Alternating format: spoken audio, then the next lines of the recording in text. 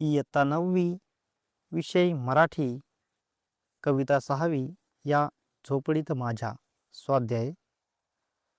प्रश्न पहिला आहे, कवितेत आलेल्या आशयानुसार पुढील मुद्द्यातील फरक सांगा. झोपडीतील सुखे व महालातील सुखे. झोपडीतील सुखे ताऱ्यांकडे पाहत जमिनीवर निजावे. महालातील सुखे झोपण्यासाठी मऊ बिछाने. झोपडीतील सुखे देवाचे नाव नित्य गावे. महालातील सुखे कंदील व श्यामदाने यांची रोषणाई. प्रश्न दुसरा आहे, आकृती पूर्ण करा. झोपडीत येणाऱ्यांसाठी कवीने व्यक्त केलेल्या भावना. प्रेम, आपुलकी, आदरातिथ्य, मुक्तपणाच्या. प्रश्न तिसरा आहे, झोपडीत निसर्गाचे सानिध्य आहे, हे पटवून देणारी उदाहरणे लिहा. उत्तर: 1. भूमीवरी पडावे, ताऱ्यांकडे पहावे. 2. झोपडीत जमिनीवर झोपून आकाशातील तारे पाहण्याचा आनंद मिळतो.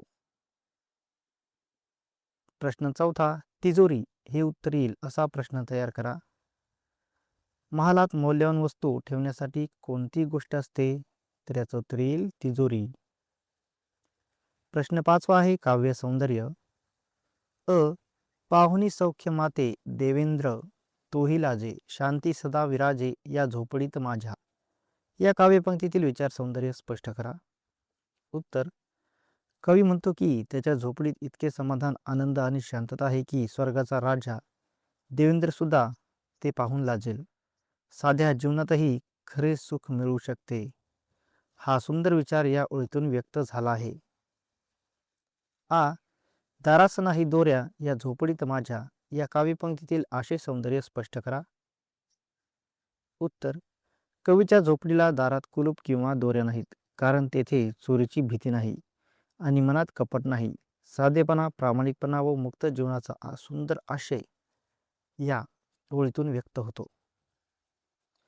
झोपडी व महाल यांच्यातील संवादाची कल्पना करून संवाद लेखन करा.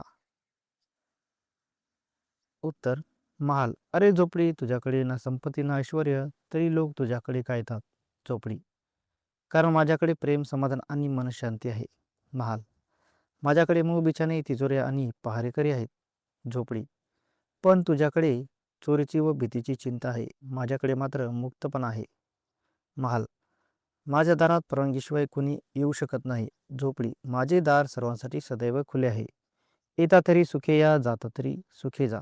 महाल: खरेच तुझ्या साधेपणात मोठे सुख दडलेले आहे. झोपडी: हो, खरे सुख संपत्तीत नसून समाधानात असते. उजळणी तक्ता पूर्ण करा. उपमेय: आईचे प्रेम, उपमान सागर. जर उपमा आईचे प्रेम सागरासारखे असते, उत्प्रेक्षा आईचे प्रेम म्हणजे जणू सागरच, रूपक वात्सल्य सिंधू आई. त्याप्रमाणे उपमेय आंबा, उपमान साखर. उपमा आंबा साखरेसारखा गोड असतो. उत्प्रेक्षा आंबा म्हणजे जणू साखरच, रूपक साखर रूपी आंबा.